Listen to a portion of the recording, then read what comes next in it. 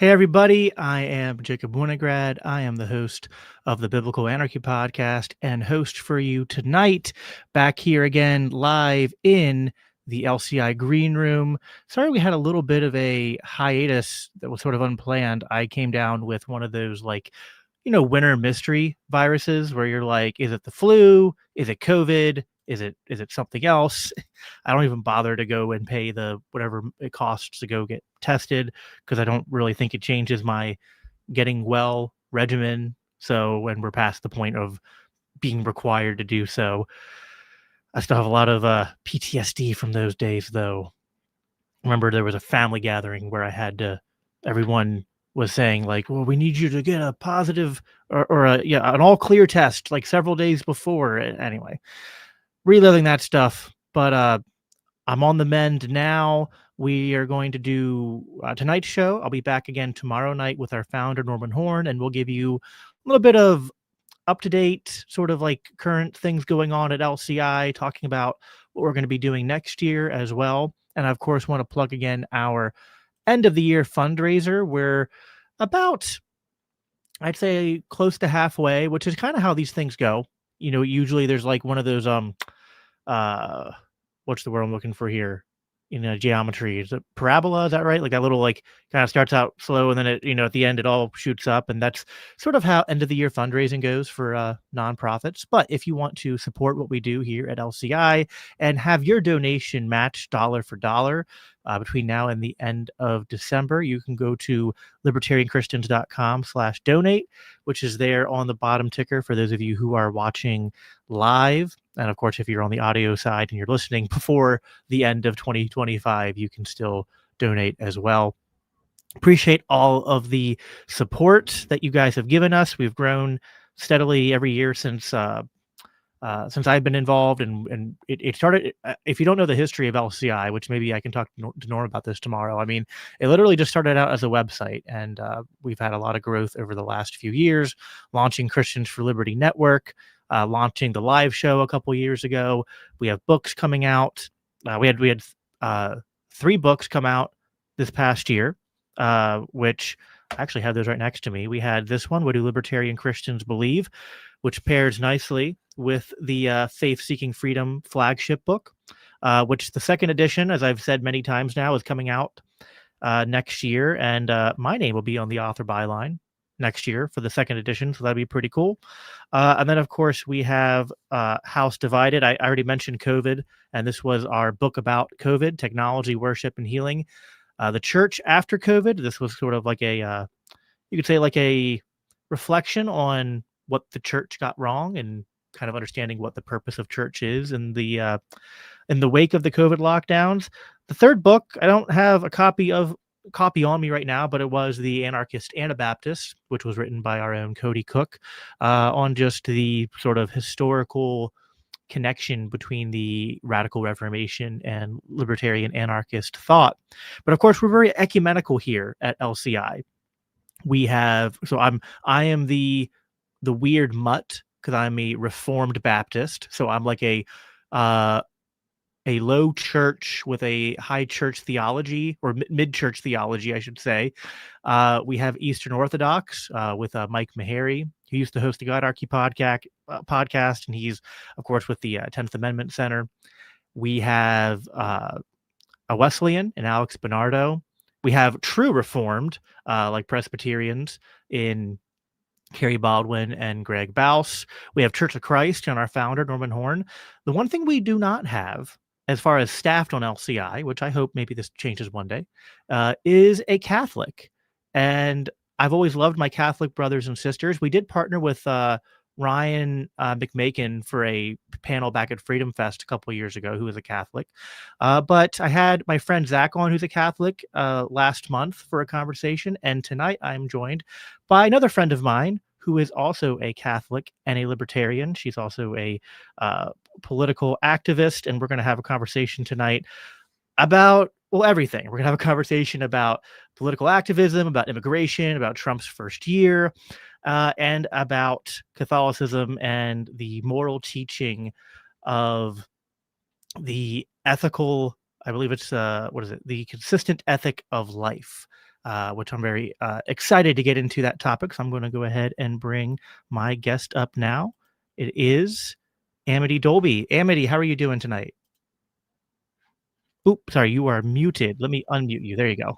Hey, thanks for having me. I'm really excited about our conversation. And in alignment with your show teaser, I intend to make the case that Catholics are the best anarchists in world history. Okay, awesome. Well, I'm excited to get into that. You know, it's one of those things where I feel like there is a really, really strong case for Catholics to be libertarian, even if you just end up in that minarchist camp.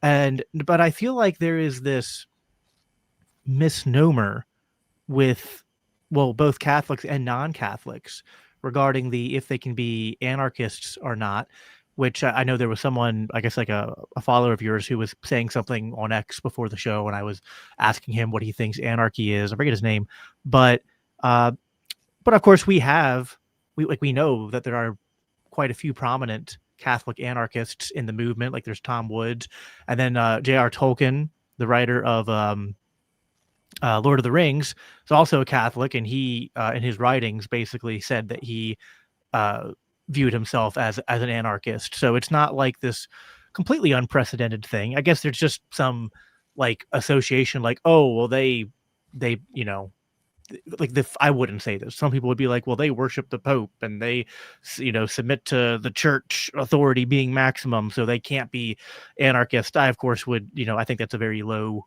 tier sort of criticism. But before we get into any of that, you and I have interacted several times now. We were on Larry Sharp's show together, we were on Free's show together, but this is your first time in the green room. So if you could go ahead and just give yourself an introduction for our audience here at LCI, just your background, anything that you want to plug, things that you've done. I know you've been active in the Libertarian Party and libertarian space. So go ahead and tell us a little bit about yourself.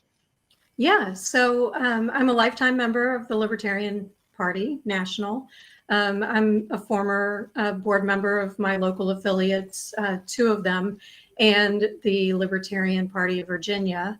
I'm currently not involved in local politics. I'm transitioning from LP Virginia to LP Florida. So right now I'm just, doing activism online. I have my X channel at Amity Lee 13, where I love to discuss issues of liberty. I grew up in a Republican household and transitioned into libertarianism, minarchism, and I'm well on my way to anarchism. So. And when did you, I think I did this with Free when he was on, so maybe you remember this bit. Whenever I have someone new on, I always make the joke that like we have to tell our libertarian origin story like we're recovering statists, right? So it's like Alcoholics Anonymous, but for libertarians. So when did you first become a libertarian? Well, like I said, I grew up in a Republican household, a very conservative Christian household, Protestant, by the way. And in early 2000s, when I was in my 20s, I was a new homeowner, a new business owner, a landlord, and the government wanted their pound of flesh. There were payroll taxes and property taxes and, all this stuff. And, here I was just trying to feed my kids, and the government was taking so much of it. And so I really began to hate the government, at that point. And then that was right around the time of 9/11. And it seemed like, we were going to wars that didn't make sense. George Bush was talking about, overthrowing Saddam Hussein when he really had nothing to do with 9/11. And, it was all about our freedoms. But I didn't really buy into all that. So that started me on the journey of libertarianism. I didn't actually become a libertarian until after seeing how the Republican Party treated Ron Paul in the primaries. And, everybody has a Ron Paul story, but I became a libertarian officially in 2013. Awesome. Yeah, I didn't become a libertarian until 2018, and so I missed the Ron Paul boat.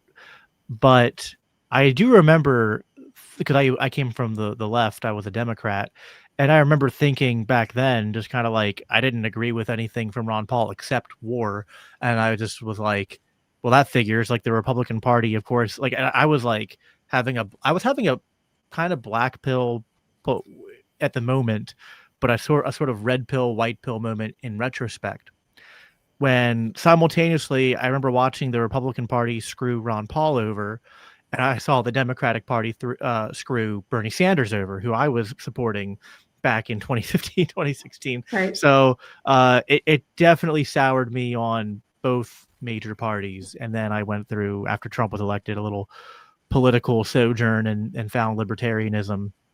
And I went straight to anarchism, though. I didn't do the whole, 6 months as a minarchist like the joke goes.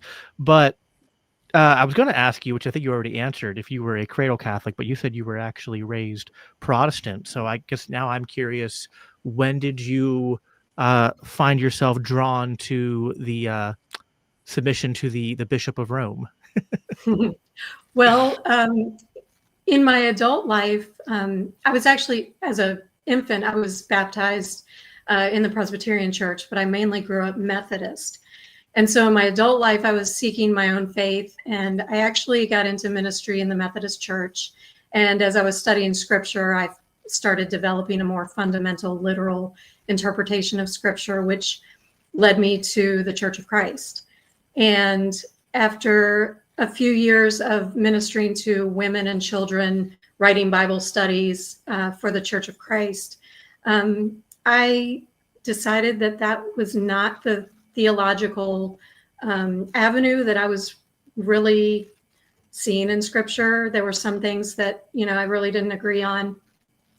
And so for a while, I just ended up in a kind of generic evangelical mega church. I was a vocalist on the worship team. I was doing prison ministry. And in 2022, I started thinking, I'm actually a genealogist by hobby. And I was thinking of my family history, and I was thinking, I don't know any history about the church itself from, before the Reformation. I had never really studied it or anything. So Yeah. I began studying the early church fathers, and then I started reading the Catechism of the Catholic Church. And those two things in concert with scripture just really made sense to me. And so I was confirmed in the Catholic Church Easter Vigil of 2023. Okay, wow. Man, you've really, while you were listing your journey there, I was like, you almost checked the boxes of like the representation we have here at LCI. I was spelling out at the beginning of all the different people we have here. Baptized Presbyterian, and then raised Methodist, and then Church of Christ, and then Catholic. That's interesting. I now this is the part where like the my Protestants will expect me to come in and like start doing like debates and stuff like that, which I'm not going to do. I actually, so I was raised evangelical, but like in the in the weird I'm trying to think of a non-profanic way to describe this. In the very awkward child of sort of like charismatic and Pentecostal churches that were very popular in like the 80s and 90s. And they were also very dispensational. So I was raised in a very bizarre church environment, and it kind of soured me on church. And I was still a Christian, but I just like I was kind of I ended up staying at like the church that the last, because we went like from church to church for a while. Then the last church that my parents took us to before they got divorced, I just kept going to. But I did it more out of like comfortability and liking the people there. I didn't really agree with their theology. They were more like I am now, Reformed Baptist. But then when I went through my political sojourn, I then went through a theological one, and I ended up obviously in the more Reformed camp, not Presbyterian, because the issue I disagree with Presbyterians on is the one that you're going to agree with them on, which is infant baptism. But other than that, I ended up in the Reformed camp. But I during that time, I also studied a lot of church history, and I continue to do that. And something that I think that I do a lot differently than a lot of Reformed and Protestants is that I try to be very ecumenical with Catholics and Eastern Orthodox, because I think that in order for you to even make the Protestant claim, you have to do that in a way that isn't like no shade to my restorationist like Church of Christ brothers and sisters, but like I don't agree with the claim that would say that basically at some point the church just like disappeared or died out and we had to start over. I think you do have to make some kind of claim that throughout the all of history since Christ ascended, that even though the church has, and you would certainly agree, even as a Catholic, the church has gone through different periods where, like there was like the Arian crisis where it felt like true Christianity was under attack within the church, but the church was preserved. And even like in the, I have to believe that even about the church in, the 1200s and the 1400s and, up until the Protestant Reformation.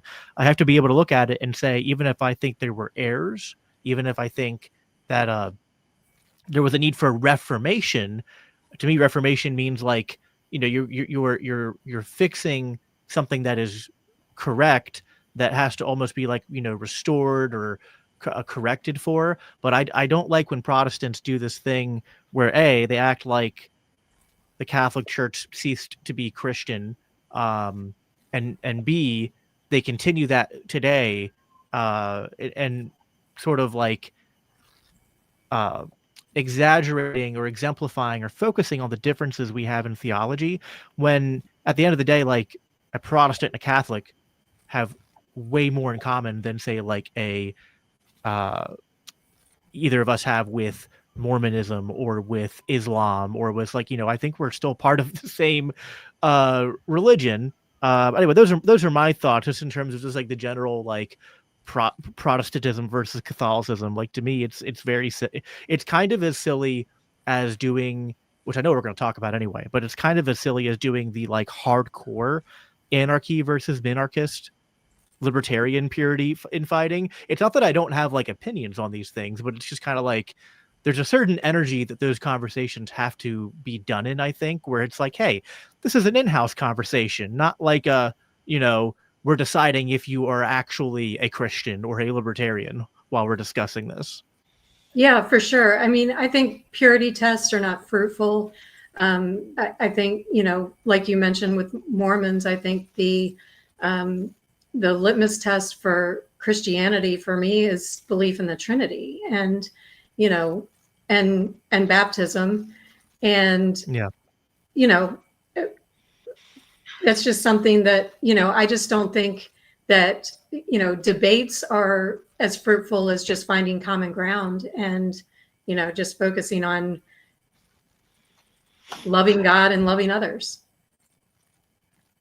Yeah, of course. And I feel like, and maybe you would agree with me on this, especially because you have this background being raised in Protestantism and evangelicalism, that like, I guess I ascribe to what's called more of a branch theory, where like I feel like these are all different parts of like the church, of like the invisible church manifested in sort of different times and places and developing. And I feel like they all, even the ones I disagree with and I don't ascribe to, it's like I'm usually able to find something where I feel like, hey, they get this really right. Like even though I'm not a fundamentalist Baptist, I think that they're pretty good in terms of like they focus a lot on reading scripture and like memorizing verses and things like that. I think Methodists even still today are really good at outreach and really good at like missionary work and doing local work in their communities. The Catholic Church is also like still to this day like one of the top, I think the top actually, in terms of like religious donations and charity and things like that.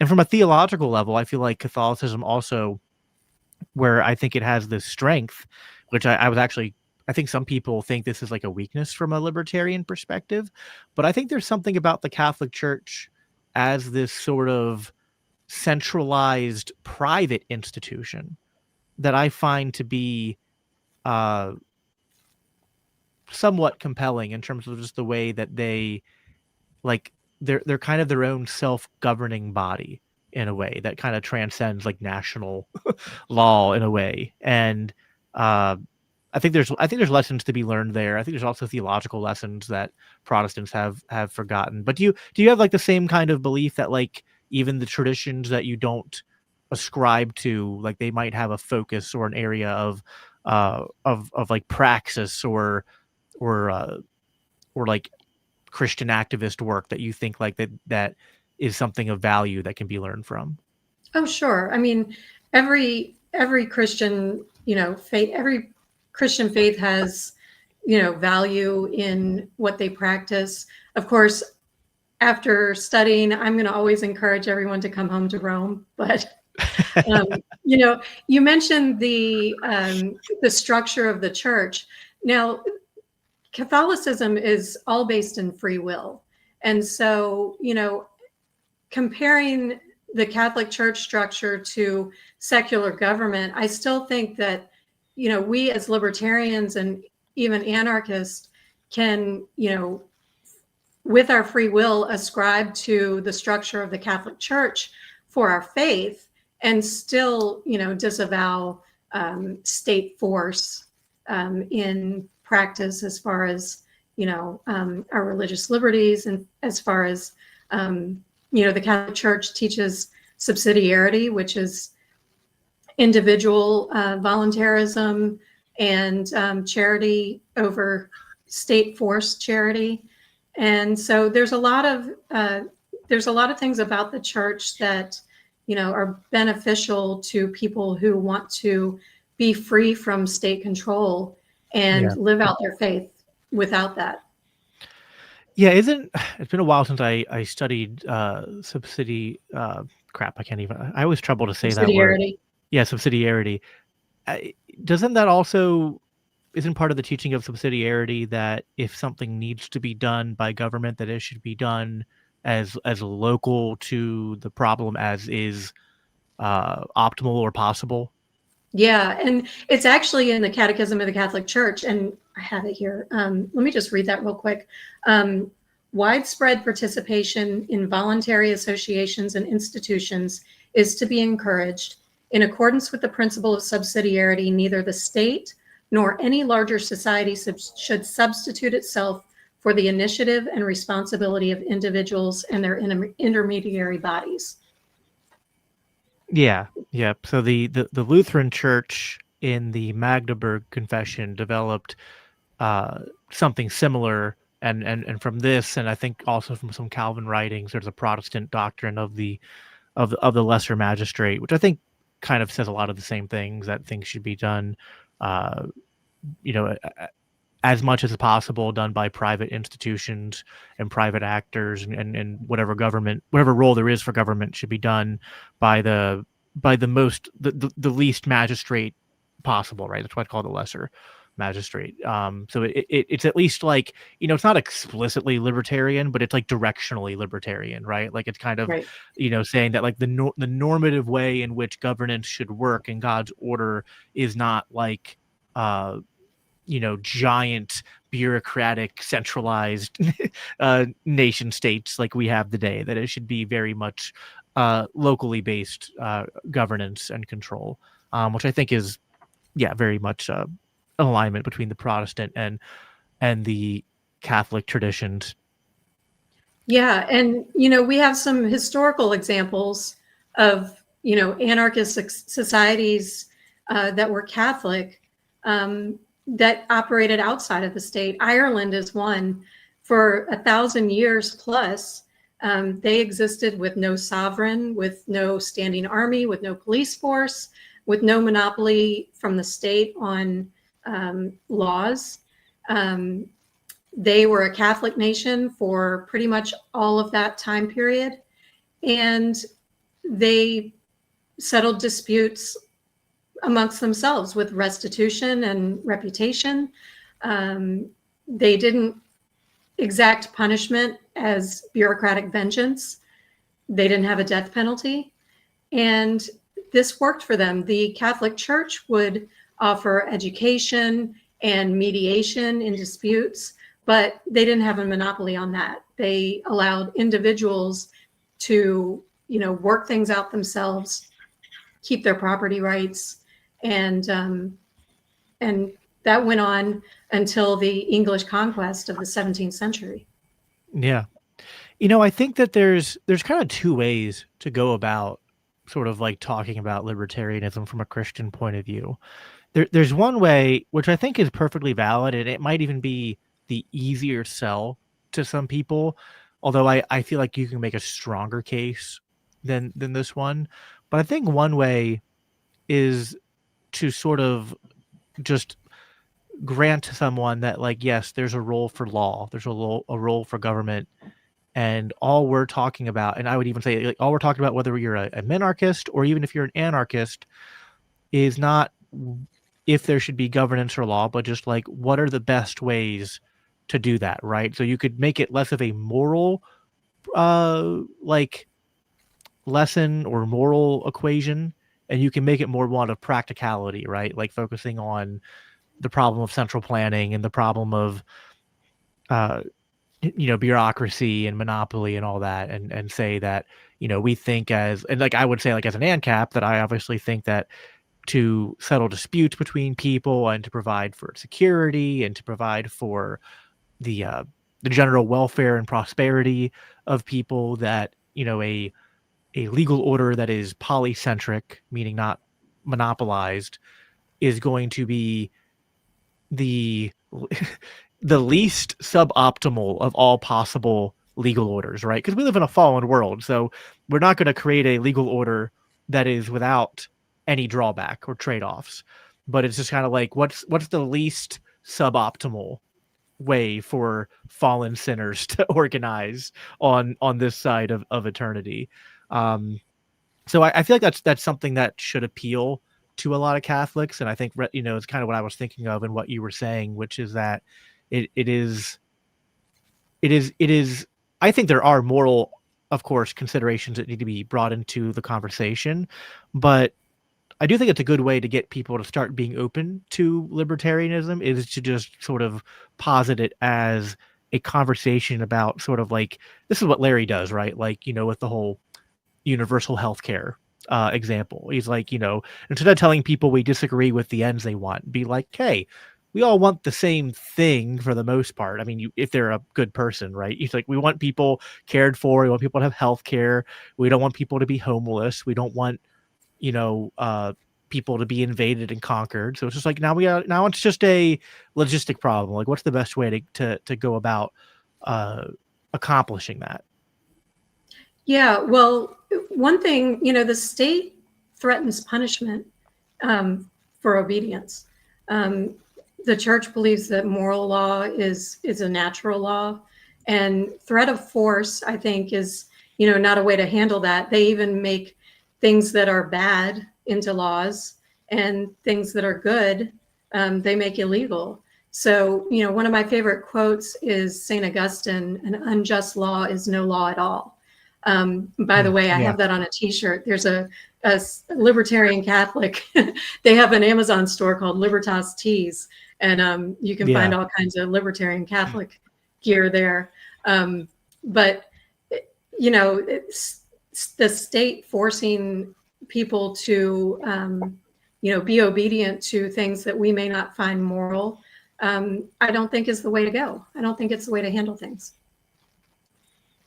Yeah, no, obviously I agree with that. I feel like there's this myth, though, among like the Christian nationalist and hardcore conservative types, and I guess almost a mirror image from like the liberal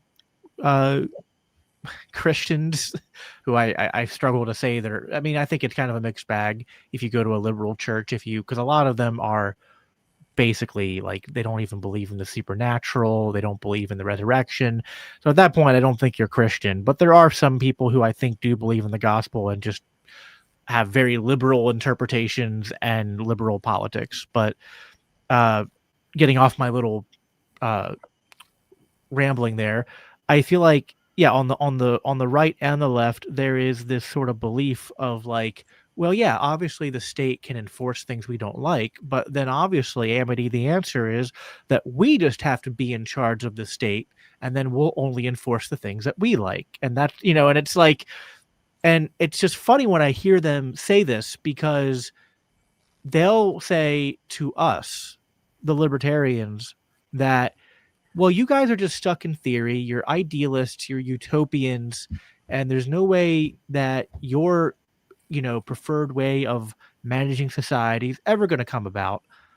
What's more realistic is that we'll take power and it'll never be taken from us.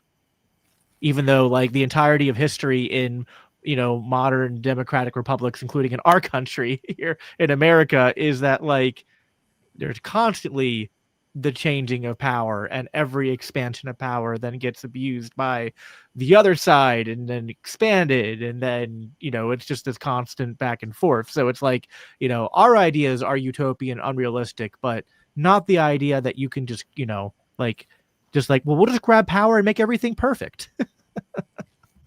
Yeah, well, this year, after the Libertarian National Convention last year, and after the Trump getting in office, I actually voted for Trump. I got on the bandwagon of, well, he's making all these promises, and let's just get Ross freed. And, he was campaigning on no wars and all this. So after that, I transitioned actually into the Republican Party very briefly through the Republican Liberty Caucus. And my goal was to get as many Thomas Masseys into office as possible. Now, after I attended a few local Republican events and realized that, I was getting a lot of, oh, bless your heart, when I told him I was the chair of the Liberty Caucus in Virginia, I realized that the establishment just doesn't want liberty, whether it's from the right or the left. I thought that the whole MAGA movement was wanting liberty, and those in power, there may be people out there, voters, who do, but those in power don't. And they're the ones that rule the elections and decide what's going to happen. So that actually drove me further into anarchy. And we actually do have some examples here in the United States of it working. The Catholic Church established hospitals and schools long before the government ever instituted public schools. There was actually an example in the 1870s, a nun by the name of Sister Blandina. She was in the Sisters of Charity in Cincinnati, and she went out to the Wild West, and she established schools and hospitals in Colorado and New Mexico. And she did this without any government assistance or funding. She also mediated disputes between outlaws, and she was a confidant of Billy the Kid. So, that was just not too far back in our recent history. And there's actually a really great book about her. It's called At the End of the Santa Fe Trail, where it's excerpts from her diary that chronicles her journeys. And it was a really great book. I really enjoyed it. If anybody's interested in U.S. Catholic history, I highly recommend it. And then even in our modern history, Doris Day, who was an anarchist, she didn't believe in voting, taxation, or war. And she started the Catholic Workers, where, there's still Catholic worker houses today where, they serve the poor, the homeless, the marginalized. And it's a bridge between the wealthy and the poor, because it's all based on volunteers and donations, where they keep the government completely out of what they're doing. So I don't think it's a stretch to say that we can have parallel societies outside of the government to accomplish great things. in our communities and, even further in the country. Yeah, no, Dorothy Day is a great example of a Catholic anarchist. I was trying to find I it when think you I brought said it up. Doris Day. Yeah, Dorothy Day. Yeah, no, it's fine. She has, there's this one quote. I'm trying to find of her. If I find it later, I might. She has a really great quote about anarchy, but I can't find it just by searching for it. I'll find it later and share it. But she yeah, no, she's definitely I mean, she was a little bit. I think some people try to say she was more of a left anarchist, but I think she was just more of like I don't even think back then. I don't know if she overlapped with Rothbard or not, where she could have even considered anarcho-capitalism. I do think that, like, this is something to ask you as a Catholic, that there's often this sort of, like, from some Catholics, like I've heard Trent Horn talk about this. I've heard the last Pope talk about this. I don't know if I've heard the current Pope talk about this, but they kind of do this thing where I think I don't even know if it's that they've thought about it this deeply. I think they're just sort of mixing in just sort of like some comment, like what they think is like the like common sense from just the culture we're raised in, is like they'll talk about how, like, well, capitalism is good, but if capitalism goes too far and is unrestrained, then it leads to the abuse of workers and people being impoverished, and and charity won't be enough, or something like that. So uh so yeah, I think that sometimes there is this thought, and this will actually, I think, it'd be a good segue to something I know you wanted to talk about, because there's this Catholic principle of the consistent ethic of life. And in my research of this is one of those things that was more formalized, I guess, in the like the 1960s, but it has roots in Augustine and Aquinas, in terms of, like, they were basically talking about what this principle is, even though they didn't give it that explicit name at that time. But if you want to go ahead and talk about the consistent ethic of life, and how the Catholic Church and how you would define that, and then we can kind of get into unpacking that a little bit more. Yeah, sure. So if anybody heard my presidential nomination speech at the Libertarian Convention last year, one of my lines was that the non-aggression principle extends from the womb to the tomb. And of course, as you know, there's nothing new under the sun, as it says in Ecclesiastes. And so I wasn't shocked when Free actually introduced me to writings of Joseph Cardinal Bernardin. He was the Archbishop of Chicago before he passed, rest in peace. And he actually had a quote I want to read. The protection, defense, and nurture of human life involve the whole spectrum of life, from conception to death, cutting across issues as genetics, abortion, capital punishment, modern warfare, and the care of the terminally ill. Now, in reading his writings, of course, he was not libertarian. He encouraged the state to enforce these things and to provide funding for these things. But my belief is that the more the state gets out of these things, the better. So I kind of look at that, the consistent ethic of life, that concept, from a libertarian perspective. Yeah, no, I agree with that. I feel like there's Bernardine. There was someone who came after him, and there were some critics from within the Catholic Church who were not disagreeing with the principle, but kind of saying that it had to be clarified or limited somewhat. Looks like it was people like George Weigel. I don't know how to pronounce his last name, but they were basically saying that there needed to be like a delineation between considerations of the ethical action based upon like a premeditated individual act, like just murdering someone, for example, versus decisions that are made by people in positions of authority that are made for prudential reasons or calculations that might have downstream effects of like leading to people getting hurt, and that he was like worried about there being a sort of moral equivalency. And this was where I had to, like, as a Protestant, try to like put my Catholic hat on and be like, well, that doesn't seem to follow to me. I could argue against that as a Protestant, but I wanted to kind of put it in Catholic terms why I didn't think that made sense, because I think in Catholic theology, I think that you guys have a distinction. You can correct me if you think I'm getting it wrong, but I think that there's a distinction between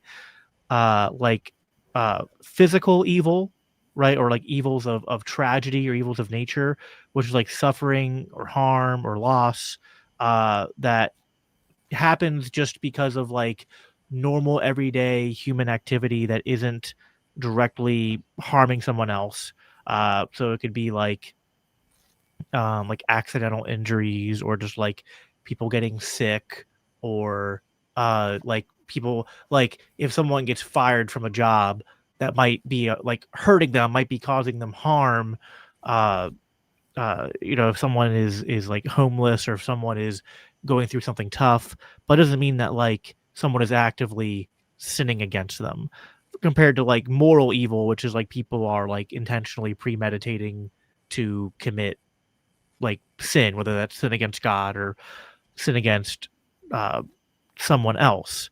But I feel like that, like, then with those categories, that like what some people try to do is to suggest that, well, when governments do things, it's just like kind of like part of the natural order, and like there's no intentionality or moral culpability behind it. And I just don't think that follows. I think that there's certainly a biblically defined role for like people in authority, but they're still people, right? And they're like, if you're acting and your action, like, if I'm the president and I order a bomb to be dropped on a village of innocent people, I can't just say, well, I don't have any moral culpability, because when I did that, I was acting in the role of president and making a prudential calculation about, like, I needed to kill these innocent people to a chain. I'm like I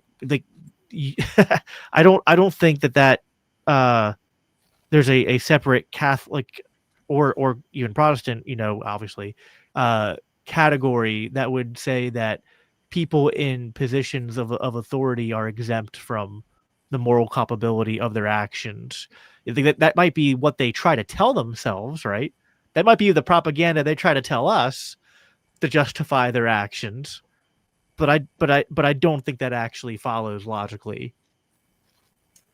Yeah, I mean, I'm certainly not up on all of Catholic theology when it comes to moral culpability, except for the fact that we are all humans. And, government is made up of humans. Government is the largest institutional killer in human history when it comes to war. Just in the 20th century alone, I believe it's 262 million civilians have been killed by governments around the world. Just since 9/11, the U.S. has spent $10 trillion and has killed millions of civilians in wars in the Middle East and around the country in the pursuit of freedom. So it's definitely something that I think our government should be encouraged to pursue diplomacy and peace, especially with the threat of nuclear war, where human eradication could happen on an unimaginable scale. So, I think as libertarians who are activists, we should be encouraging those that are elected in office to pursue peace. Right. And like a passage like Romans 12, which says to live at peace with everyone insofar as it depends on you. Like, that's not just for private citizens, right?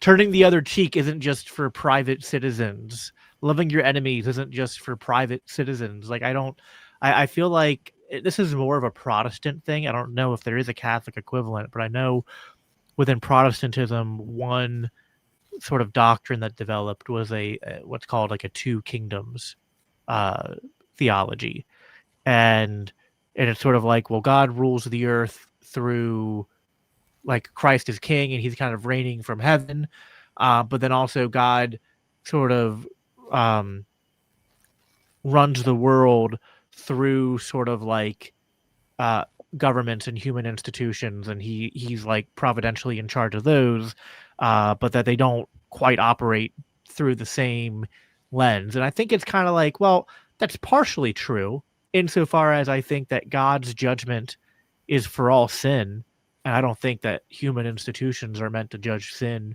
in the same way, right? Like the ultimate wages of sin is death. So if I die and I haven't been saved, then I might, pay those wages. But like, it's not the job of Christians to go around and like exact divine judgment on people for, committing adultery or being bad parents or lying or etc. Right?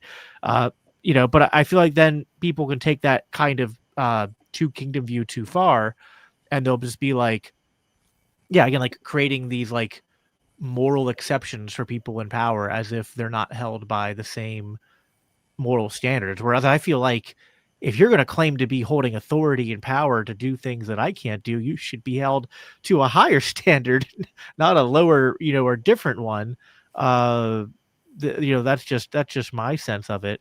But yeah, I think as far as this consistent, sorry, I keep forgetting the name of it. I think my notes, the consistent ethic of life, that it's like you want to provide for people who are, the widow, the poor, the downtrodden. It's like, okay, but what is state welfare? It's using legal violence to you're using basically at the threat of force, like you're basically pointing a gun at someone and saying, give me your money, but I'm morally justified in doing that because I'm going to give it to a poor person. It's like, well, that wouldn't work if you and I did that, right? Like if you and I, like, imagine going to your priest and being like, oh, I just gave like, $10,000 to charity today. Like, oh, where'd you find that money? It's like, oh, I went and robbed a bunch of people. Right, exactly. And, take abortion, for example. I'd like to see a tax policy where the state does not take the money that we earn so that compassionate individuals can have significantly more of what they earn to give to things that they believe in. For example, I support crisis pregnancy centers. There's several that, I've donated to and that I've helped out. One is called Let Them Live, letthemlive.org. That's a secular organization, but they help women who are looking for alternatives to abortion and don't think that they have the means to do so. A Catholic organization is called Mary's Choice, and they have chapters all over the country. My local one is maryschoicerva.org, and they do the same thing. And, they have a semblance of faith wrapped into, what they do, but they help people. And so, I know that there's a debate in libertarian circles about whether the state should use force to ban abortion because it's murder, in my view, because all life is precious from conception. And, my thought is, if we have more voluntary, compassionate organizations where we can support and encourage women to find alternatives, then there would be less abortion. I don't think that the state is the right avenue to, force morals or, force our views on other people. If you would have asked me a year ago if I think the state should ban abortion, I would have said emphatically yes. Now I'm kind of on the fence because I feel like the state gets so much wrong. And, to what end? Do we make abortion illegal and then put women in jail who, might have miscarried and, Right. Then, somebody claims, oh, you had an abortion.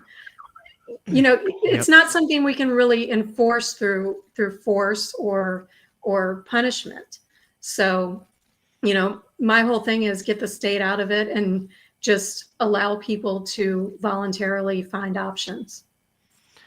Yeah, I feel like there's like two questions with almost any topic, and we can apply it to abortion, which is like just the sort of moral calculation, the theological and philosophical, and even like legal, just to be like, like, is it aggression to kill an unborn child? And I think on Christian grounds and like and even libertarian grounds, I think yes. Yeah. Then you have to consider like, okay, now what is enforcement of like if this aggression has occurred, like what is the response to that? And I think there are all sorts of mechanisms in an anarchist legal order to deal with abortion that would, you would delicense people through private licensing networks. Insurances companies would be afraid of the legal liability of like paying for abortions because they just wouldn't have blanket immunity from the state and from state courts. So they would have, if they allowed any abortions, they would have like the strictest rules, whatnot, and higher rates for people that wanted to have that kind of coverage. So it'd be heavily disincentivized. And again, there'd be no legal shielding. So anyone who thought that like aggression had occurred could bring a legal tort against a doctor or, someone who they think, committed that aggression. And then it gets into then like, well, then how do you respond to that for the people who actually, metaphorically pulled the trigger? But before you even answer that, you need to even think about just like, how should we handle murder in the first place? And I feel like we often, because of like normalcy bias, we will think that the right way to handle a problem is kind of like similar to how we handle it now. And so we think the best way to handle murder is to either use the death penalty where that still exists, or to lock someone up for like the rest of their life. And I certainly think if someone is a ongoing danger to society, like if they're mentally unstable or psychotic or something, then like there's considerations to be made there on how to like make sure they don't hurt anyone. But I think that justice has a element of restitution, but there needs to be an element of like restorative justice that needs to be added to the conversation, including with abortion, because I think in the case of abortion, I think you would agree with me, there's more than one victim, because I think that the baby is the obvious first victim, but I think the mother is a victim too in the case of an abortion. And it creates these moral and psychological quandaries that then, I'm not saying that law doesn't intersect with the calculation, but law is insufficient on its own to tackle that problem. We need the church, we need, professionals like psychologists, uh, and ultimately, like, yeah, like restoration and healing needs to be part of the equation too. And then to connect it to what you said, like, then like all of this, being said, if you ask me point blank, well, should Washington, D.C., the federal government, ban abortion in all 50 states? It's like, if the goal is to lower abortions, if the goal is to protect mothers and unborn children and liberty, I don't know that accomplishes that. So I'm not saying I'm like 100% against it, but I'm definitely not convinced it's the best path forward. Sure. And, I would also add to your victim list that fathers are also victims, because sometimes abortions happen when the fathers, want their children. And so, that might factor into the restoration or the restitution question. But, most women who have abortions feel like that they have no other alternative. And so I just think it behooves us as a society to offer alternatives, make adoption easier. Yep. State, they just make things way too difficult. My niece actually was fostering a baby for a couple of years, and it took several years, just to move from foster to adoption because of the horrible CPS system that we live under. So, there's ways to get the state out of, the business of trying to be in everyone's business that would just make society better for everyone involved. Yeah.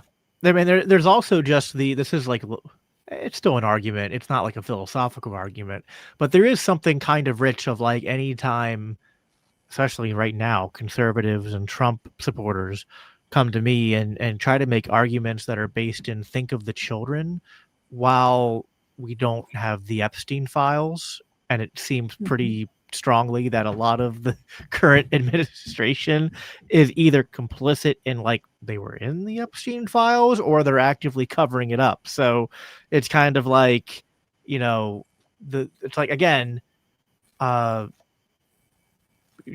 about like prudential considerations and enforcement, I think there's obviously a role for law, but if your enforcement of law in pursuit of, well, we have to protect people from violence, but then it's like, I want to protect people from violence, and therefore I've advocated for this system which increases the level of violence and creates more victims than there otherwise would have been.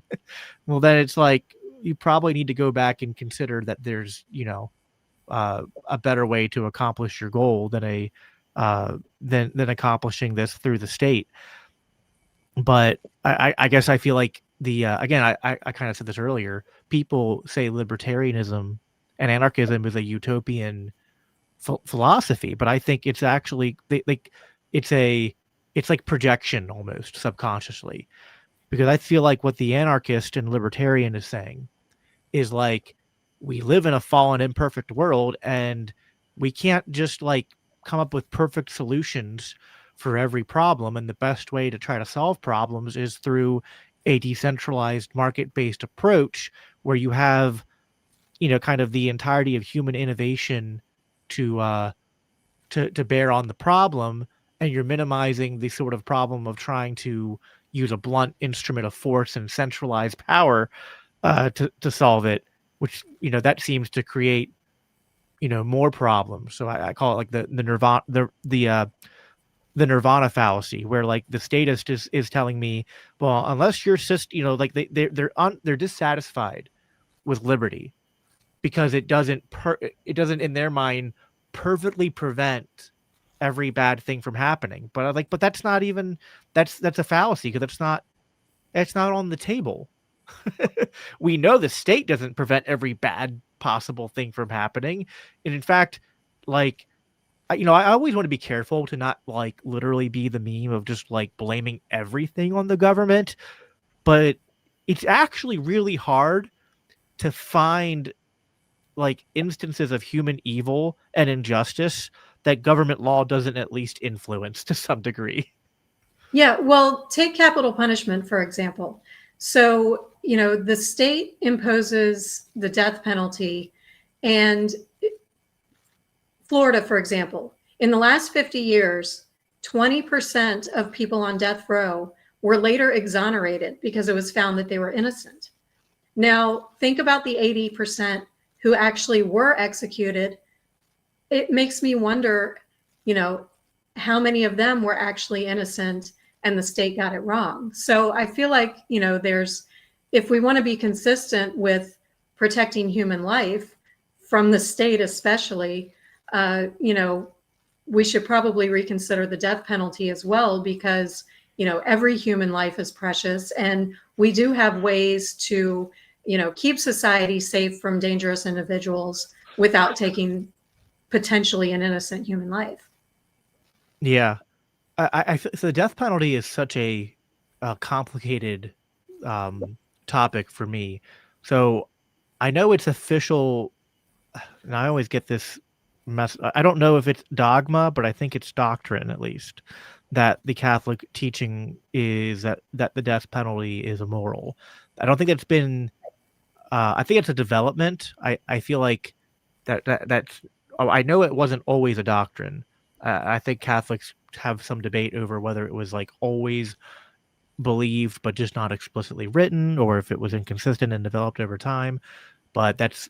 I'm a Protestant, not a Catholic, so some of that's like, insider baseball for Catholics, and I've like read different things on that, and Right. so it's like I don't exactly know what the truth on that is. But as a Protestant, just based going on what Scripture teaches and what my own tradition teaches, I'm not against the death penalty in principle, because I think it is a extension of self-defense, and I'm not a pacifist.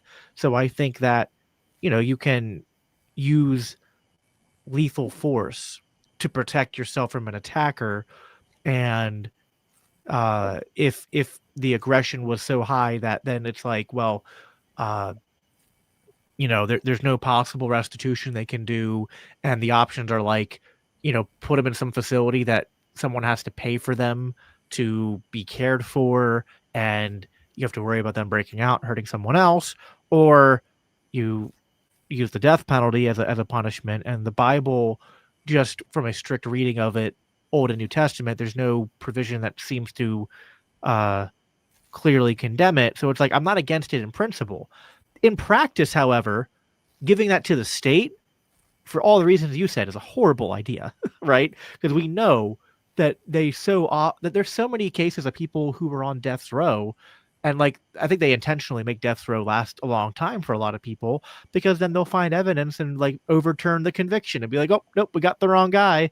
So our criminal justice system is so screwed up that it just leaves no room for me to actually ever want to cede that kind of power to the state, to give them the power um, over who to kill, even though I'm not against it in in just kind of like the abstract. Although I feel like it should be a preference, like, because I don't think, like, this is one of those things where I think uh there's one of the differences I've noticed in Catholic and Protestant philosophy is that uh Catholics will frame certain things as evil, even though they can be kind of permissible. Like, I think the Catholic view is sort of like that killing, even if it's defensive, is still like evil, in terms of like it's like a tragedy, right? And I think Protestants would say something similar but differently,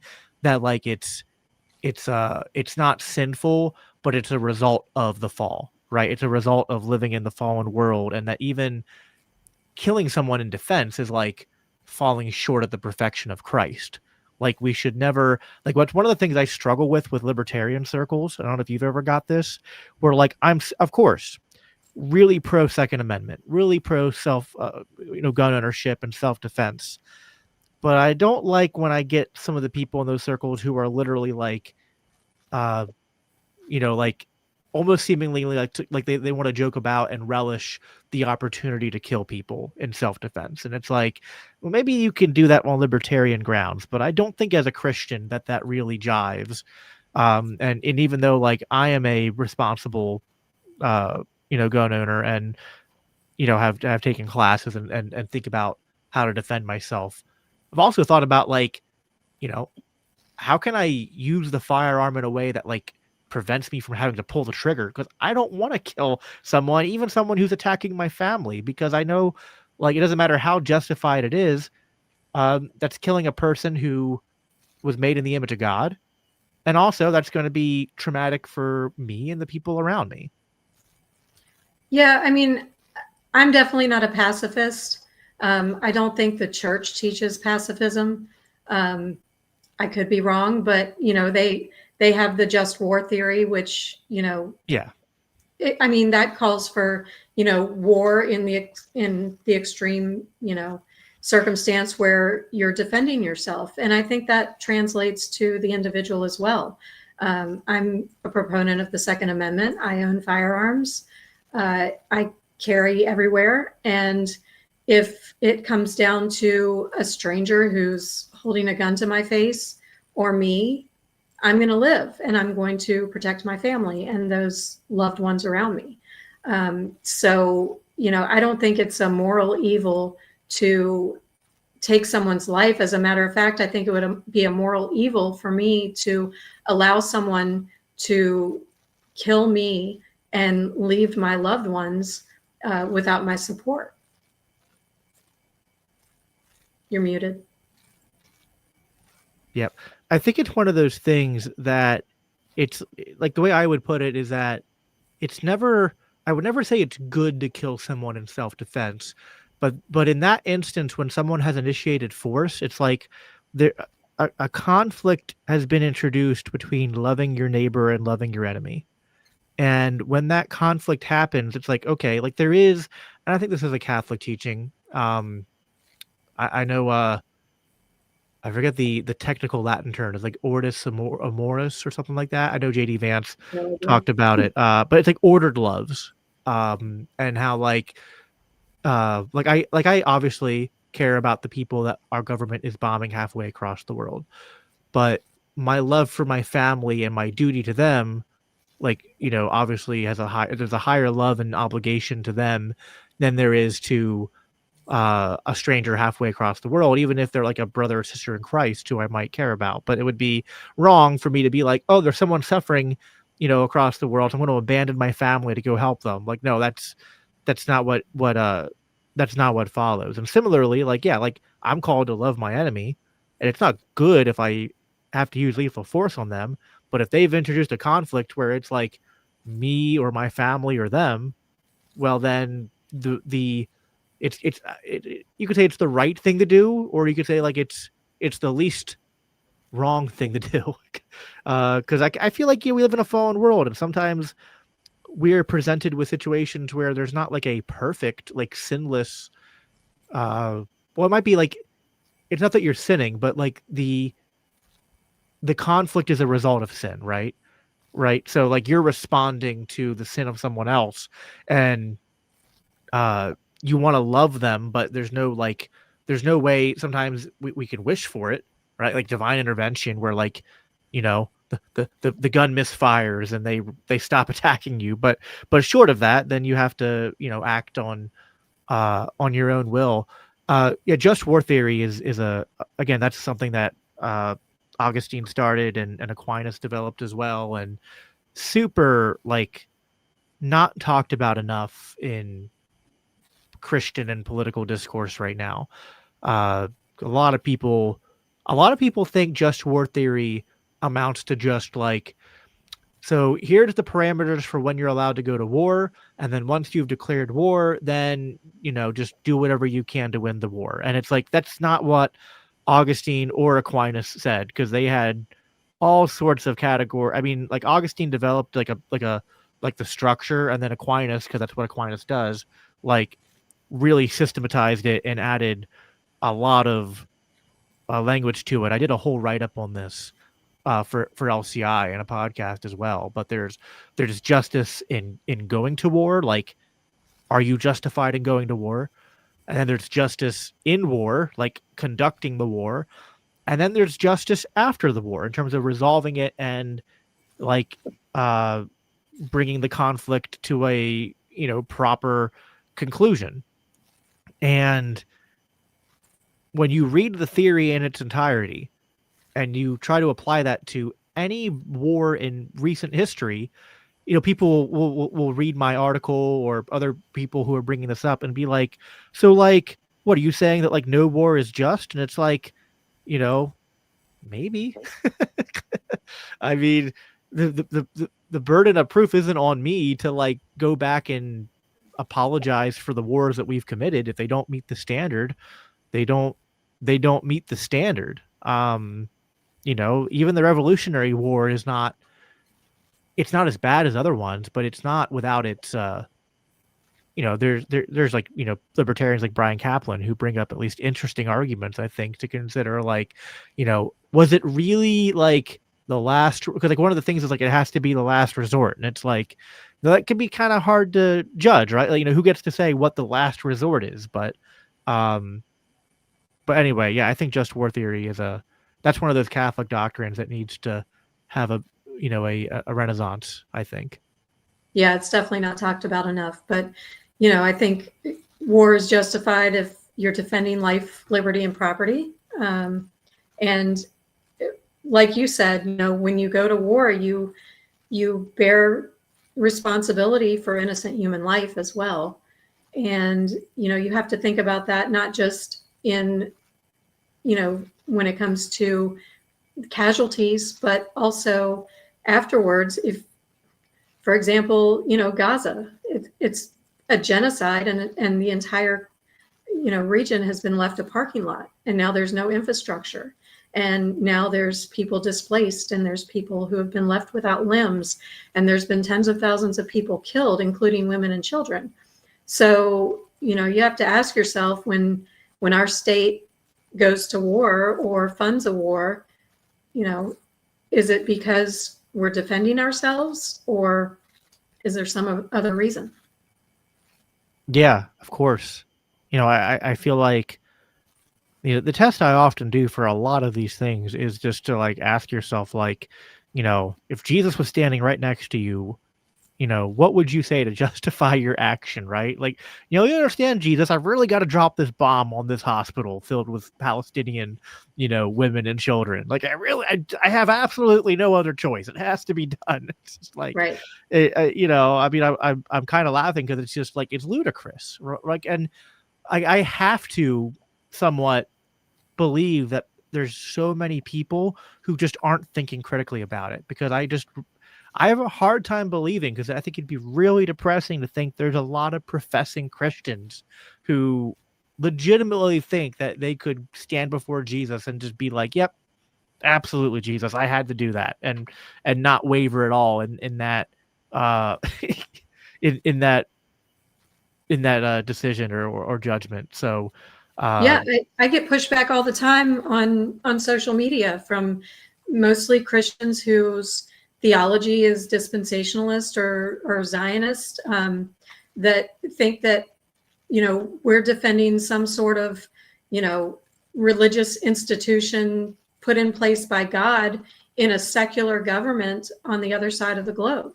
And so, I feel like a lot of Christians don't even think about the human cost of war. They're so conditioned to think that, evil people include their offspring. And, I don't get it. I just think, yeah. Every human life is a precious gift of God. And the more lives we take, the more we're going to have to answer for that. Yeah. And obviously, and we've talked about this, not on this stream, but on others, the immigration topic is obviously, mixed up in this consideration of human life and the treatment of people as well.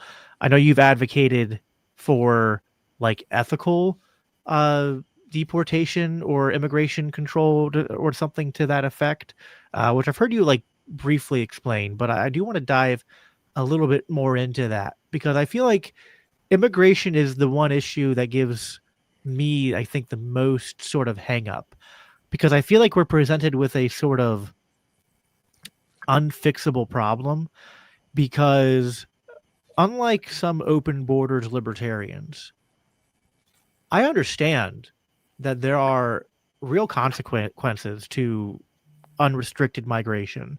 And to be clear, I don't think what we've gone through over the last 10 years is just the result of unrestricted immigration. I think it's also the result of intentional importing of people from different parts of the world. I don't think anyone in good faith can deny that that's a big part of what's going on. And obviously there's a lot of other externalities, like the war on drugs and things like that. So like any open borders advocate has to at least bite that bullet that the people coming into America right now, it's not just like this libertarian vision of just like everyone's just coming here to get a job and settle down, and it's just free market incentives and reactions from top to bottom. Like there's definitely consequences economically, there's consequences culturally. There's consequences for our physical safety. You know, I know my wife has gotten concerned at seeing more, uh, you know, Muslim immigrants and just people who don't speak the language. It lowers social trust. It puts people in awkward situations because they don't know who their neighbors is. They don't know that they share the same values. Uh, you know, there's countries around the world that are canceling New Year's Eve celebrations, like in France and other places, because of all the Muslim immigration that they've gotten in Europe. They have increased instances of terrorist attacks, and they're on high alert now, and it makes public gatherings a lot harder. So now, but on the other hand, it's like, okay, but like, what's the solution? Give government the control over immigration and then do a bunch of deportation? Like that's a hard bridge for me to cross because I just see so many problems with that. I know you don't support the current deportation apparatus and whatnot in the Trump administration, which you did say you voted for Trump and now kind of, regret it. And I'm also in that camp and voted for him for pretty much the same reasons you did. Was optimistic maybe something good could happen other than Ross being freed. I guess the only other positive is that the clown show is now even more on display. But go on and give me your thoughts on that and on the idea of what like ethical deportation looks like if that's possible. Well, I see the immigration and the deportation as two different issues. So just real quickly with immigration, I mean, I know we don't live in a utopia. So while I'm kind of like the Ellis Island style immigration proponent, all countries have borders. So, if we wake up tomorrow in utopia and we don't have borders, it's just not going to happen. So for me, I feel like, as long as people come here with the means to support themselves or a sponsor, employer or whatever, no communicable diseases and no criminal history in their home country, then I say, come here, get a job. That's not going to happen with our current system because we have the welfare state where people enter in and then the federal government is providing them with thousands of dollars a month, housing, food. I guess Trump has, cut some of that off, but we cannot have mass immigration into our country with the current welfare state. I think everyone should support themselves, stand on their own 2 feet, just as I do. And, so nobody should be coming here for a handout. I think that will greatly reduce the amount of immigrants if we don't have, checks welcoming them at the border. So that's one thing. But as far as deportation, we hear the deport them all. And I get a lot of pushback on this issue, probably one of the most pushback I get on social media, because again, these are human lives we're dealing with. Some of these people have been here for decades. There are even instances I've heard of where people who are here legally go to their, every whatever time frame, they have to go show up to the immigration office to check in, and their green cards are being removed and then they're being deported. These are not criminals that are being deported back to their countries. These are hardworking people, whether undocumented or not. And some came over as children, and they're being deported to countries that they have no ties to. Now, we've also seen, I believe last count that I read was 70 people have died as a result of these mass deportation policies. And a few of those were actually United States citizens who were caught up in the mass deportations. Now, we have places like Alcatraz Island where Catholic immigrants who are being detained are not receiving the sacraments. And that's a basic human right. In the view of, the Catholic Church, it's religious freedom. We're free here. And it's not just for American citizens. The Constitution also protects any humans that are on our shores, with exception of a few things. And they're not receiving the sacraments, and they're not receiving proper care. And it's so sad to see, my fellow conservative Christian brothers and sisters who just say, oh, I don't care. They shouldn't have been here in the first place. Well, they're still human beings. They are here, and we need to treat them with dignity. Yeah, I don't know if you watched, I got into some heated exchanges with Jack on the last Are You Smarter Than a Politician stream, and the I just was like, I don't understand, like, conservatives want to, like, on one hand, like, echo the Constitution and Declaration of Independence and American idea of, like, our rights are bestowed upon us by the Creator, they're inalienable. But then as soon as we talk about immigration, they become legal positivists, and they're just like, well, they came here legally, so they don't have rights, so they don't get due process. And I'm just like, it's like, I don't understand how they don't see the big giant contradiction there, even if, like, on top of the logical problem of, like, even if I grant to you that people who came here illegally should be deported, how do you know which people came here illegally without due process? Exactly. And, I'm all for non-citizens who are violent offenders being deported back to their home countries. I don't have a problem with that. I want law and order in our society. I want to live in a peaceful society.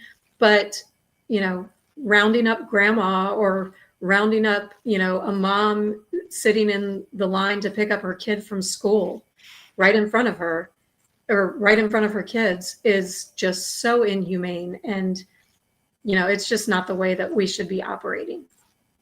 Yeah. No, I agree with that. I guess I just feel like, I don't know where you sit on this. I don't disagree with much of the problem you're laying out with immigration. I just don't know that, to me, it seems like it would be easier and with less of a trade-off to liberty to just focus on freeing the markets and ending welfare than it would be to try to find what, to me, feels like a little bit of a, like, and I don't want to say this in a way that, like, comes across as, like, flippant or dismissive, but to me, what you're trying to get at, which is a immigration policy that is humane coming from the state, is like asking for a bit of a unicorn. Because I see what the state does with every other thing. We were talking about abortion, right? And it's just like, like, if I can't trust the state with abortion, I definitely don't think I can trust them with immigration. So I feel like, I try to be, I think I'm as fair about this topic as, like, anyone in the movement is, because, like, I don't go around doing the purity testing and telling the libertarians who advocate against, I don't like using the term open borders. I just like to say I'm for free migration or free movement. I think it's more accurate. But the people who are, like, who advocate for, whether they're anarchists or minarchists, advocating for some border restrictions, like, I think they're still libertarians. So I don't want to gatekeep or divide over this issue. As long as they're like you, to be clear, like, if there's people who are like, I'm a libertarian, but also, like, go ICE and deport them all, and, yay, then I'm like, okay, that's a little bit different. But I don't know, like, what do you think? Like, I guess I'm just inclined to think it's easier to just, like, it's hard either way, but I feel like it'd be easier to just, like, focus on the welfare and freeing the markets and increasing opportunity, and then, like, just focus on the violent. If people come here and they're violent, sure, deport them, right? But other than that, I don't. I think we're gonna have an easier time, as it was the expression, like, build the walls around welfare, right? Than trying to keep people out, or only deporting the people that deserve to be deported. Yeah, I mean, if you end the welfare state, you completely fix the immigration problem. I believe that 100%. Nobody is going to come here who can't support themselves, if there's no welfare state in place. So, I think that is basically the end all be all to our immigration problems. And the state needs to not make it so difficult for good people who want to come here for the American dream to gain citizenship. Oh yeah, no, 100%. I feel like part of the issue is that we create this black market effect, right? Because we Right. make it so hard to come here legally, and then just like anything that you kind of prohibit or ban, then it's like the people who would probably be the best candidates to come here and integrate are getting deported or kept out, whereas the people who are, and again, I don't want to like, some people are coming here illegally because they're desperate or whatnot. So it's not like I'm trying to disparage all of them, but in terms of the pool, you're getting a more mixed pool with more quote unquote undesirables when you make legal immigration that much harder. So yeah, I feel like that's, a big part of the problem as well. I also just think from a basic like Austrian free market libertarian perspective that like my issue is that MAGA tends to also be, they're not just worried about immigration. They tend to be full isolationist and anti-free trade and pro-tariffs. And I'm just like, well, and what I used to say to them before Trump got elected was, you guys are saying you're anti-war. Well, the old saying goes where people and goods, on borders where people and goods don't freely travel across, tanks and armies will. That argument probably doesn't work as well with MAGA now that they are, probably pro war now that Trump has renamed the Department of War and all that. But I think the argument still holds some water. Like I did want to ask you, because I guess it's maybe somewhat of the elephant in the room that maybe some people want me to ask you, but I don't want it to be like a debate or anything like that, but just more of a curiosity. Because like some people, of course, there's people in the comments who are just like telling me that like it's time, Jacob, come back to Rome, and it's like listen, I've explored it. I'm not convinced by the arguments that when Jesus said, "You are Peter, and upon this rock I will build my church," I just don't see the biblical basis for the papacy as it exists today. And there's other issues I have, but that's kind of like my biggest thing for why I'm not a Catholic. But I'm curious, like, what is, if you could like crystallize it into like one thing, if you're reluctant to call yourself an anarchist, what is your like hesitancy? Like, is it a, is there like one issue or one argument where you're just like, yeah, I don't know that anarchy could work, or is it, because I know sometimes I've talked to some minarchists who basically say that they're anarchists at heart, and their concern is more like, I don't know that we're ever going to get to anarchy, and so I'm going to be a minarchist in the here and now. And I basically say, well, then you're just basically an anarchist, and you're just very pessimistic. But anyway, I was kind of curious to talk to you a little bit about that here at the end. Just kind of like, I know you've been, I know you, Free and other people have been pushing you on that. I'm just curious where you're at on it.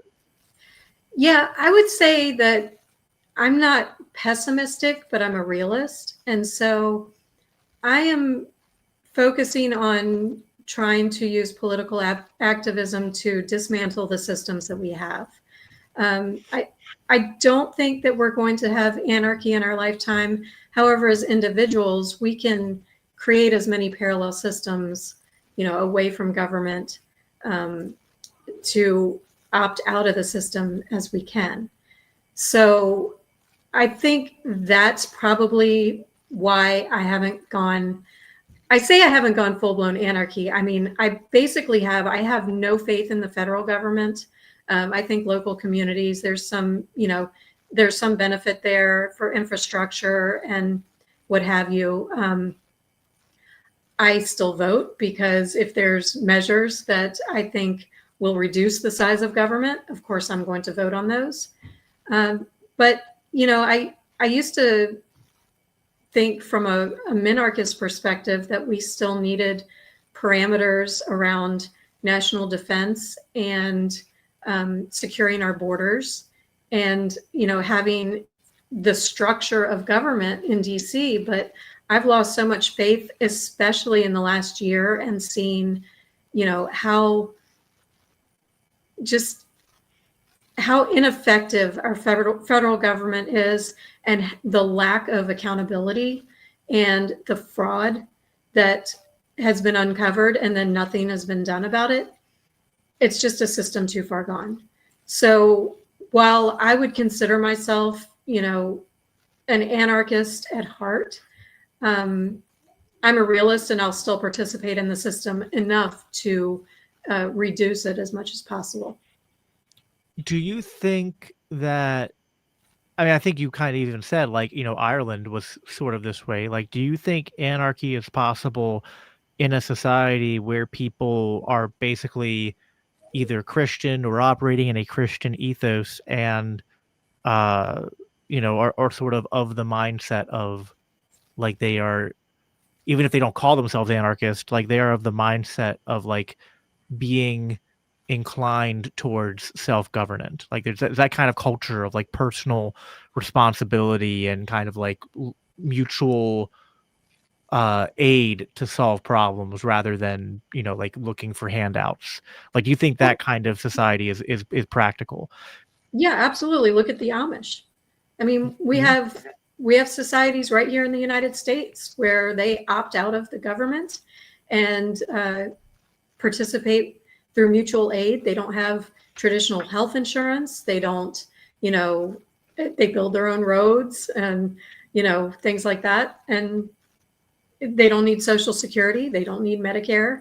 And they operate just fine. They run their own schools. And so, yeah, I think it's completely plausible that we can create communities and societies outside of the governmental system and succeed. I mean, if I said that anarchism was, like, also not just a, like, can we have a stateless society, but just a sort of like a moral or legal philosophy when it pertains to just, you know, just like the non-aggression principle and just the use of force, like, would you have any, like, would you say you're philosophically, you said anarchist at heart, I guess, like, you know, would that be the same as saying you're basically you know, philosophically an anarchist? Or, you know, because I think there's no difference between anarchism and voluntarism, for example. So I think if you want a society that, like, this is where I think some minarchists who say, I want a state that's funded voluntarily and that, you know, everyone has to consent to. I'm just like, you're I see my friend Hody's in the chat, and Hody used to be like this. He had a debate with Larkin Rose about anarchy, and it was like 40 minutes of Larkin interrogating Hody until he basically said, Hody, you're an anarchist. You just, like, you know, it's like entirely semantics, but everything you're describing to me is anarchy. So, like, but I guess I'm just wondering if that's kind of where you're at, where, like, it's more of a, like, because I think, like, I'm an anarchist, but I tend to be like you, like, I'm a realist. I'm like, listen, like, you know, especially because I'm a Christian, I'm like, we live in a fallen world. We might never have widespread, you know, anarcho-capitalism, you know, ever in this lifetime. Maybe just, like, you know, I think it's possible, as we've seen before, for, like, short stints of some parts of society to get close to it for periods of time. But for me, it's just more of a, like, North Star of just, like, what do I think is right and wrong? And I just think that it's always wrong to initiate force against my neighbor. And if we could get society to organize anarchistically, I think that's the right way to do it. So, I mean, is there anything there that you would, you know, disagree with, or do you think that's basically where you're at? No, that's pretty much exactly where I'm at. I mean, I'm just realistic the society that we live in. And, we have to continue to live within those parameters, with our neighbors who might not think like us, or, might love the government enough to, want them to control everything. And, I think my focus is being vocal about messages of liberty to, bring more awareness to people who may not have thought of these things before. Yeah, no, 100%. I feel like, I mean, obviously, like we're all going to play different roles in, just like within the church, there's the body of Christ, and there's that metaphor about the division of labor within the church, and I think that applies to being advocates not just for the gospel, but for liberty. Is like we're all going to take different niches. I kind of take the niche of like, I'm a I guess I'm like the street preacher anarchist, where I'm just like, it's in my name. I just kind of force the conversation because my mindset is that I think a lot of people think anarchy means chaos and lawlessness. And I just want to get people to be like, what? You're an anarchist? Doesn't that mean this? And then I get the opportunity to say, well, no, anarchy is just a relationship and just means that I own me and you own you in a legal sense. I mean, God owns all of us, but I don't own you and you don't own me. So I don't have a right to, compel you by force to do anything other than just to not, the only obligation we have towards each other is that we don't use force against each other. And to me, that's anarchy. And I want to force that conversation with people. That's why I kind of like the way Michael Malice talks about it. But yeah, I mean, if it means anything to you or to the audience, I will give you the the biblical anarchy stamp of approval to say you're an anarchist. But there are some like purist anarchists out there. Like I saw Impure Hunter in the chat asking about if anarchists can participate in the system or politics, and that's a debate within anarchist circles. And yeah, there are some anarchists who I think are not realists, who think that that voting is violence. Voting is violence, and that any participation in the system legitimizes it. And I respect those types. I don't want to make them my enemy, but yeah, I think if you believe in anarchy, if you believe in the non-aggression principle, if you believe in voluntary relationships, then I think that means you're philosophically an anarchist. Praxeologically, like, what do we do while we live in an unfree world? Like, I think we need to be humble about that, and kind of like, we're all going to try different things to move the needle in the right direction. And I think we all do that, right? Like, I think Larkin Rose in his own way moves the needle. I think, I hope what we do here at LCI moves the needle. And I think what, I know what you've done, your advocacy, there's plenty of people who you've influenced in the right direction.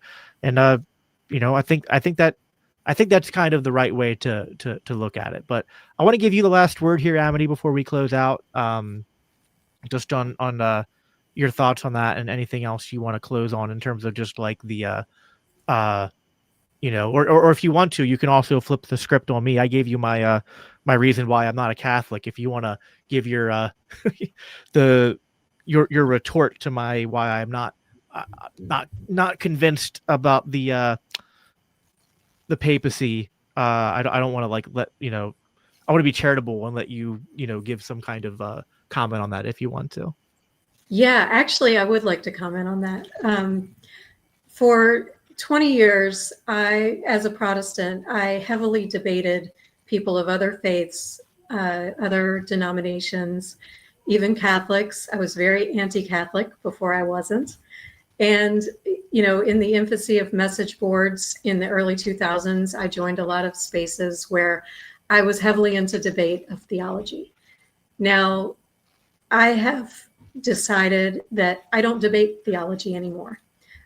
You are very well read. You're, I would say probably more of a scholar than I am in a lot of theology. And so it's not up to me to convince you about the papacy or any other theology. I just don't debate anymore. I've found my way, and my way has led me to the Catholic Church. And I just encourage everyone else out there to let the Holy Spirit guide them and come to the truth that Jesus Christ is King. And, if that leads you to Rome, then that's amazing. And if it doesn't, then, there's nothing that I can say in a debate that would change your mind. So I just choose to be charitable and prayerful and love my neighbor and just, go from there in that light. Yeah, no, I think that's kind of where, like, I think it's fun. I don't do it on podcasts. I think it's fun to just, like, with friends sometimes, like, not like debate, but just kind of like get into theological discussions and explore the disagreements. But then even then, I think it's a combination of like finding where you disagree, but also finding the areas of agreement. Like I saw someone in the chat bring it up earlier that about, supersessionism, which is just the belief that, the church is Israel. And I'm like, yeah, that's a Reformed belief. That's a Catholic belief. That's an Eastern Orthodox belief. I'm like, it's really just a historic Christian belief up until dispensationalism 100 years ago Right. was founded. But like, I think what we said at the beginning, like, we believe in the Trinity. We affirm the Apostles' Creed. We affirm the Nicene Creed. Like, what holds us in common, I think, is of much more significance than what we disagree on. And similarly, I have a lot of friends who are coming to faith not through Protestant churches, but I see them either coming to Catholicism or to Eastern Orthodoxy. And I'm not gonna, like, sit there and be like, well, I mean, I'm glad you're saved, but you really picked the wrong church, and now I need to, lecture you on why their theology is wrong. It's like, no, it's like, you've accepted Jesus Christ as your Lord and Savior. Like, hallelujah. Like, that is a moment to celebrate. And whatever church you end up at, like, as long as it's a Nicene Apostles' Creed affirming, church, then, that's as good a place as any to start, right? even if you don't, we all have our own, you've been through your own journey, I've been through our own journey, but any place that gets you started in that relationship, I think that's something to celebrate. So Yeah, and I think, everybody, like you said, is on a journey. And I try to remind myself that where someone is on their journey today is not going to be where they are tomorrow or next year or 10 years from now. So, Yeah, no, I agree with that. Amity, I see you for the video listeners, they can see it. But the people can follow you on Twitter or X, I don't know what we're supposed to call it. It feels weird to call it X still. it does. But at Amity Lee 13 is where people can follow you. Is there anything else you want to plug before we hop off? Yeah. So I am actually going to be traveling with Free to many state libertarian conventions throughout the beginning of 2026. And so if anybody is going to be in Georgia, California, Texas, Florida, North Carolina, Virginia, or at the national convention, I would love for you, anybody watching or listening, to find me, introduce yourself, and have a chat about liberty or anything else you want to talk about. I'd love to meet anybody in person who I'm going to see there. You're muted. I'm unfortunately probably not going to make it to many conventions next year, but I guess I'll close with my plug that if you want to see LCI at conventions, the best way to do that is to, again, support our end of the year fundraiser. We're obviously going to prioritize things like Freedom Fest and other of the big, liberty themed conventions, but state conventions and the national convention are always on our radar. If you guys want us to come out there, we'd love to be as many places as we can, and to continue to produce shows and content like the conversation we had tonight. So again, libertarianchristians.com/donate. Again, every dollar donated between now and the end of December is matched. And even if you can't listen, everyone's at their own place right now, and everyone gives to different charities at this time of year. Even if you can't donate, if you could just do us a favor by, liking this stream wherever you're watching it, sharing it to as many platforms as as you can. And if you're watching on YouTube, subscribing to the channel, those are really, impactful and helpful ways to support what we're doing as well. But Amity, this was a lot of fun. Really appreciate you coming on, and we'll definitely have to do it again sometime. Appreciate everything you do, everything Free does, and yeah, for all of you who are watching this live, I'll be back here again tomorrow night with our founder Norman Horn. I'm gonna say probably like 8 or 8:30. We haven't quite selected the start time, but subscribe at Biblical Anarchy or at LCI Official. You'll get the details about that stream. But that's all we have for you guys for tonight. As I always conclude by saying, live at peace, live for Christ. Take care.